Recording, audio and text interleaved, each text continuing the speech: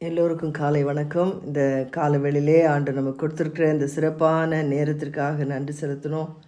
எத்தனையோ பேர் கிடைக்காத ஸ்லாக்கியத்தை நமக்கு மாத்திரம் சிறப்பாக கொடுத்துருக்குற ஆண்டவருக்கு கொடா கொடி ஸ்தோத்திரம். இந்த நாளில் நம்ம முக்கியமாக அடுத்த நாமத்தை குறித்து நம்ம வாசிக்கிறோம். அதுதான் நமக்கு யாக்கோபு 1 அதிகாரம் 17 வசனத்தில் வாசிக்கட்டோம். இந்த வசனத்தின் மூலமாக ஆண்டு நம்மோட இடைப்பட விரும்புகிறார். God is a God, Father of lights. Tamil என்ன சொல்லப்பட்டிருக்கு? நன்மையான எந்த ஈவும் பூரணமான எந்த வரமும் பரத்தில் உண்டாகி ஜோதிகள் பிதாவினிடத்திலிருந்து இறங்கி வருகிறது. அது அவ்வளோதான், ஜோதிகளின் பிதா. அதுதான் கேட்டேன் நான். ஜோதிகளின் பிதா ஆண்டவருடைய சமூகத்தில் நம்ம நிற்கும் பொழுது மிக மிக முக்கியமான ஒரு காரியம், நம்ம எந்த இடத்துலேருந்து வரோம், நம்ம எங்கேருந்து வரோம், எங்கேருந்து நம்ம போகிறோம். நம்ம வாழ்க்கையில் ஆண்டவர் நமக்கு வெளிச்சத்தின் பிதா. அவர் ஜோதிகளின் பிதா. நமக்கு எந்த தீமை இருந்தாலும் அதை வெளிப்படுத்தி காட்டிடுவார். அவர் முன்னால் நம்ம எப்படி நிற்கிறோம்? அவர் ஒரு பரிசுத்தமான தேவன். அவருக்கு முன்பாக நிற்கும் பொழுது நம்ம பரிசுத்தமாக காணப்படணும். இல்லை நமக்கு இங்கே இருக்கிறதுக்கு தகுதியே கிடையாது. ரைட்டா? நம்ம தப்பு செய்துகிட்டே இருந்தோம்னா இந்த இடத்துக்கு நம்ம வரவே கூடாது. மீண்டும் மீண்டுமா ஆண்டவர் எதிர்பார்க்குற காரியம் நம்முடைய கைகள், நம்முடைய எண்ணங்கள், நம்முடைய சிந்தைகள் அவருக்கு முன்பாக நேர்மையாய் உண்மையாக இருக்கணும். அப்பொழுதுதான் இந்த வசனங்கள்லாம் நம்ம வாழ்க்கையில் நடைபெறும். அது ரொம்ப ரொம்ப ரொம்ப முக்கியமானது. நம்ம சொல்லிகிட்ருக்குறோம், இந்த இடத்துல நம்ம என்ன நடந்துகிட்ருக்குன்னா, நம்ம ஒவ்வொருத்தரும் ஆண்டவருடைய பிரதிநிதிகளாக நிற்கணும். ஆண்டுடைய முன்பாக நிற்கும் பொழுது நம்ம பரிசுத்தத்தை காத்துக்கொள்ளணும். நம்ம வாயின் வார்த்தைகளிலே, நம்ம செய்கைகளிலே, நம்ம எல்லாவற்றிலும் ஆண்டவர் நம்ம முற்றிலுமாக தகுதிப்படுத்தணும். அப்படி தான் நம்ம இந்த இடத்துல நிற்கிறதுக்கு தகுதி. இந்த இடத்துல ஆண்டு சொல்கிறேன், நான் ஜோதிகளின் பிதா. I am the Father of lights. God's goodness stands in contrast to the temptations we face. Every good gift and every perfect gift is from above and comes down from the Father of lights, with whom there is no variation or shadow of turning. Or his own will he brought us forth by the word of truth, and that we might be kind of first fruits of his creatures. அன்று நம்மளை ரொம்ப முக்கியமானவளாக தேர்ந்தெடுத்திருக்காரு. நம்ம ஏனோ தானோன்று வரக்கூடாது. ஆண்டுடைய சமூகத்தில் நம்முடைய வாழ்க்கை மிக முக்கியமானதாக காணப்படணும்.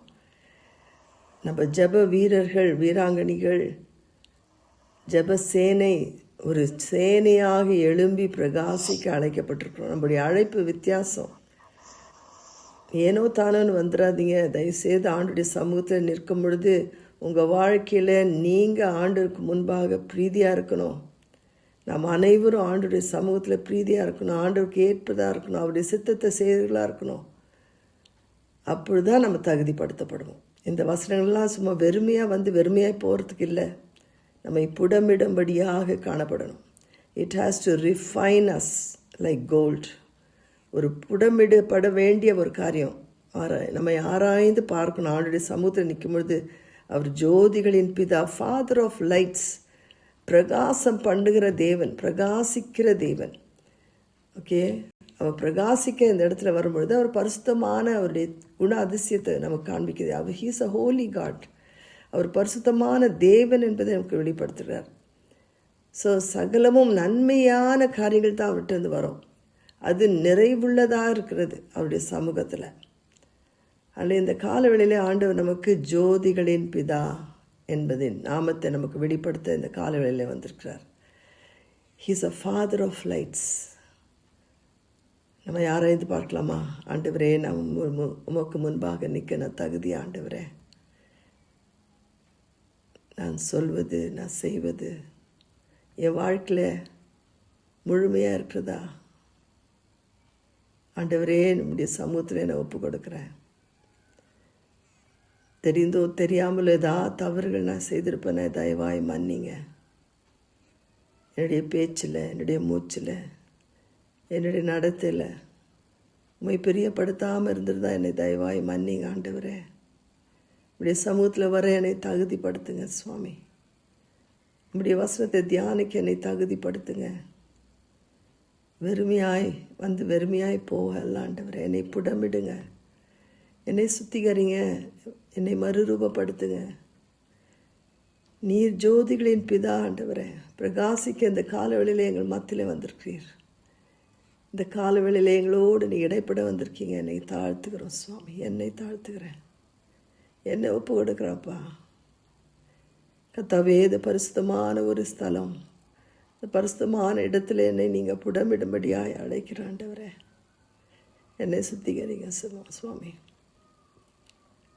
உம்முடைய பிரதிநிதியாக நிற்கணும்னா நான் தகுதிப்படுத்தப்படணும். மனிதர்கள் வேண்டாம் ஆண்டவரே, நீர் ஆண்டவரே. நீர் என்னை மாற்றுங்க, என்னை முற்றிலுமாய் மாற்றுங்க, என்னை மறுரூபப்படுத்துங்க சுவாமி. Lord, you transform me from inside out so that I can stand perfect in your presence. இப்படி சித்தத்தை சேருகிறவர்களாய் காணப்பட என்னை மனதை மறுரூபப்படுத்தும்படியாக ஜெபிக்கிறேன் ஆண்டவரே. ரினியூ மை மைண்ட் ஆண்டவரே. என்னுடைய எண்ணத்தை நீங்கள் புதுப்பீங்க ஆண்டவரே.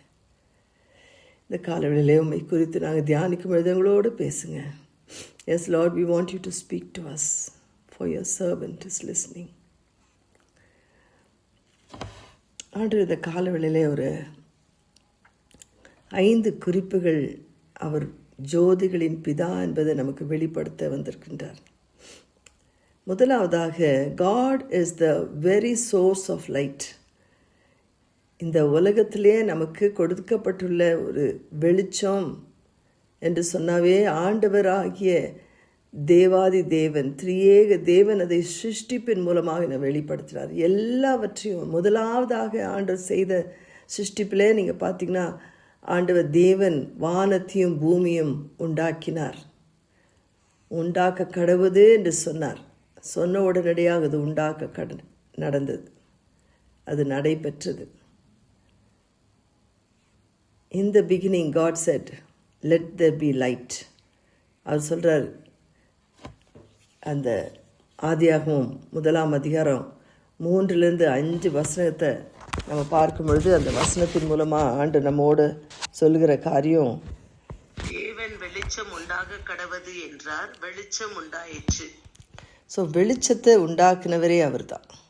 அவர் மூலமாய் தான் இந்த உலகமே உண்டாக்கப்பட்டது. அவர் சொன்னார், அது நடைபெற்றது. ஸோ அப்படின்னா அது அவர் தான் ஊற்று, எல்லாத்துக்குமே அவர் தான் ஊற்று, கார்னர் அவர் தான். He is the very source of everything and specially light.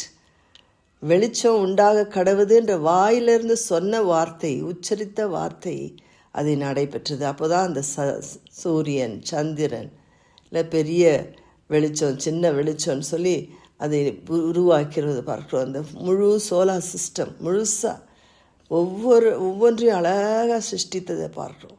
அந்த சிருஷ்டிப்பு நடைபெற்றதை பார்க்குறோம். So all the celestial body is created by God. ஒன்று, அவர் தான் சிருஷ்டித்தவர்.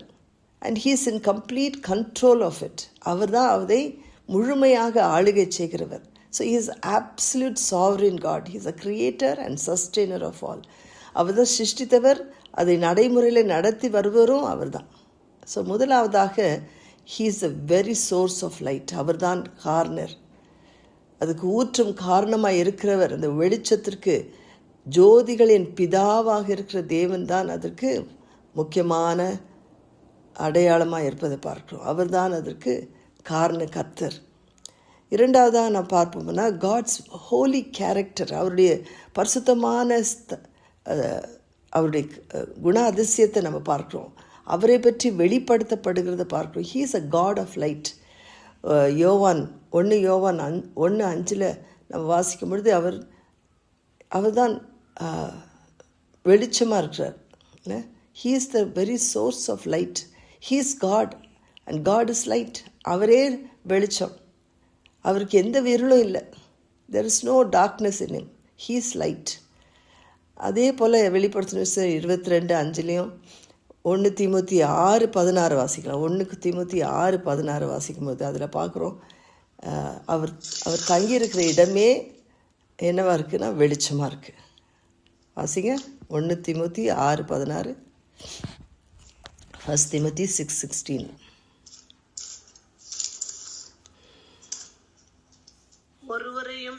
ஒருவராய் சர்வ வல்லமை உள்ளவரும் சேரக்கூடாத ஒளியில் வாசம் பண்ணுகிறவரும் மனுஷரில் ஒருவரும் கண்டிராதவரும் காணக்கூடாதவருமாய் இருக்கிறார். அவருக்கு கனமும் நித்திய வல்லமையும் உண்டாயிருப்பதாக. ஆமீன். ஸோ இங்கே பார்த்தீங்கன்னா நிறைய வார்த்தைகள். என்னென்ன வார்த்தை சொல்லுங்கள், ஒவ்வொன்றா சொல்லுங்கள். 1 தீமோத்திமா 1 தீமோத்தி 6:16. ஒவ்வொரு வார்த்தையாக வாசிக்கிறோம், ஒன்று வாசிங்க. ஒருவராய் சர்வ வல்லமை உள்ளவரும் சேரக்கூடாத ஒளியில் வாசம் அவர் ஒருவர் சேரக்கூடாத இடத்துல வாசம் பண்ணுகிறவர். சேரக்கூடாதுன்னா unapproachable light. He dwells in the unapproachable light. அவருக்கு முன்பாக வேறு வெளிச்சமே இல்லை. அதை எப்படி விளக்கி சொல்கிறதே புரியல. சேரக்கூடாத ஒளி, யாருமே அங்கே போக முடியாது. அவருடைய ஒளி அவ்வளோ பிரகாசமானது. சேரக்கூடாத ஒளி. அடுத்தது மனுஷரில் ஒருவரும் கண்டிராதவரும். மனுஷரால் ஒருவரும் கண்டிராதவர், யாருமே அவரை பார்க்கவே இல்லை, பார்க்க முடியாது. ஏன்னா அவ்வளோ பரிசுத்தமான ஒரு தேவன். மோசையை கூட ஆண்டவர் சொல்கிறார், என்ன சொல்கிறார், நீ மறைஞ்சிக்கோ, என்ன நீ நேராக பார்க்க முடியாது, நான் உன்னை மறைவில் வச்சு உன்னை என் கையை மூடிடுறேன், நீ அந்த பிளவில் போய் நிற்கணும், உன்னை நான் மறைச்சிட்றேன் கையை போட்டு, என்னை பின்னாடி மாத்திரம் நீ பார்க்க முடியும். அந்த பின்னாடியை பார்த்த மோசைக்கே பிரகாசம். ஜனங்க சொல்கிறாங்க, கீழே போனப்போ ஜனங்க சொல்கிறாங்க, மோசே உன் முகத்தை பார்க்க முடியல, அவ்வளோ பிரகாசமாக, ஒரு மூடி போட்டுக்கோ, ஒரு முகத்தை மூடிக்கோ அப்படின்னு சொன்னாங்க. ஸோ ஆண்டவருடைய பிரசனத்தில் நாம் இருக்கும் பொழுது எப்படி இருக்கணும் என்பது தான் இந்த இடத்துல நாம் வெளிப்படுத்தப்படுகிறோம். வார்த்தைகளை வாசிக்க கூட நமக்கு தகுதி இருக்கா? இல்லை, அவ்வளோ வல்லமையான ஒரு வசனம். அடுத்தது என்ன சொல்கிறாங்க? காணக்கூடாதவருமா இருக்கிறவர். காணக்கூடாதவர், நம்ம பார்க்கவே முடியாதவர். அடுத்தது அவருக்கே கனமும் நித்திய வல்லமையும் உண்டாயிருப்பதாக. ஸோ அவருக்கே நித்திய மகிமை, கனம் எல்லாம் அவருக்குரியது. ஸோ அப்படியான ஒரு தேவன் அவர் தான் அதாவது ஒளி, ஜோதிகளின் ஒளியாக இருக்கிறவர், பிரகாசிக்கிறவர். He reflects, he sustains, he dwells in righteousness. பரிசுத்தத்தில் இருக்கிறார், நீதி உள்ள தேவன். His holiness, his purity, his truth. அவர் சத்தியத்தை வெளிப்படுத்துகிறது, பரிசுத்தத்தை வெளிப்படுத்துகிறது, சுத்தமானவர் என்பதை வெளிப்படுத்துகிறது, நீதி உள்ளவர் என்பதை வெளிப்படுத்துகிறது. அதனால் அந்த ஒளியை குறித்து நம்ம பார்க்கும்போது அவருடைய very character, God's characters associated with light. ஒளி என்று சொல்லும்பொழுது, வெளிச்சம் என்று சொல்லும்போது, பிரகாசம் என்று சொல்லும்போது அவரை பற்றி வெளிப்படுத்தப்படுகிறது. அவர் எப்படியா இருக்கிறார்னா, அவர் he's a pure, good and perfect. அவர் எப்படின்னா பரிசுத்தமாக, சுத்தமாக, நன்மையான, நிறைவுள்ள ஒரு ஆண்டவர். அவர்கிட்ட தான் எல்லா விதமான பரலோகத்தில் இருக்கிற எல்லா பொக்கிஷங்களும், எல்லா தாளந்துகளும் அவரிடமிருந்து கொடுக்கப்படுவதை பார்க்கிறோம். ஸோ அவருடைய முழு ஆழ்த்தத்துவம். He is a God. God is a very source of light. God's character is revealed through this light. And thirdly, God never changes. அவர் மாறாதவர். அவர் மாறாதவர். நம்ம ஆல்ரெடி ஒரு தடவை இந்த மாறாதவர் என்று சொல்லி பார்த்தோம். He is unchangeable. Never changes. அவர் மாறவே மாட்டார். அவர் ஒரு முறை சொன்ன காரியத்தை நிறைவேற்றுவார். அவர் எப்பொழுதுமே இருக்கிறவராகவே இருப்பார். அவர் இருக்கிற குணம் அவர் மாறாத ஒரு தேவன். என்னாகும் 23:19 பார்க்கலாம். God is not a man to change his mind like man. ஆண்டு தன்னுடைய மனிதனை போல் அவர் மாற மாட்டார் என்பதை அவர் சொல்வதை பார்க்கிறோம். எபிரேயர் 13:8 பார்க்குறோம். He is a God who is unchangeable. He is yesterday, today and forever the same. நேற்றும் இன்றும் என்றும் மாறாத தேவன். அவருடைய சமூகத்தில் மாறாத ஒரு நிலை. நான்காவது நீங்கள் பார்த்தீங்கன்னா, so God brought us forth by the word of truth. அவருடைய சத்தியத்தின் வார்த்தையின் மூலமாக இந்த உலகத்திலே நம்மை கொண்டு வந்தார். அவரே என்ன பண்ணுறார், நம்முடைய ரட்சிப்புக்காக தன்னைத்தானே ஒப்பு கொடுப்பதை பார்க்குறோம். தன்னுடைய வாழ்க்கையை அர்ப்பணித்ததை பார்க்குறோம். அவருடைய தெய்வீக தன்மை நமக்காக கொடுக்கப்பட்டதை பார்க்குறோம். அவர் மூலமாக நம்ம ரட்சிப்பை பெற்றுக்கொள்கிறோம். இன்றைக்கு நீங்களும் நானும் ஆண்டுடைய பிள்ளைகள் என்று சொல்லணுன்னா, ஆண்டு என்ன பண்ணுறாருன்னா, நம்ம உள்ளே வந்து நம்முடைய வாழ்க்கையில் சுத்திகரிக்கிறார். ஒவ்வொரு நாளிலும் ஒரு சுத்திகரிப்பு தேவை. தெரிஞ்சோ தெரியாமலோ சொன்ன பாவங்களை குறித்து நம்ம எப்போதுமே ஆராதனை சொல்லுவோம், என்னை மன்னிங்க ஆண்டவரே என்று. நிறைய நேரம் நம்ம அநேக காரியங்கள் தெரிந்தே செய்வோம் இல்லை? ஏதாவது அப்படி செய்தால் நிச்சயமாக ஆண்டு நம்மை தாங்கிக் கொள்ள மாட்டார். அதனால் நம்ம ஆண்டுடைய சமூகத்தில் இடமே கிடையாது. நம்ம சும்மா மனுஷன் முன்னால் நிற்கலாம், பட் ஆண்டுக்கு முன்னால் நிற்க முடியாது.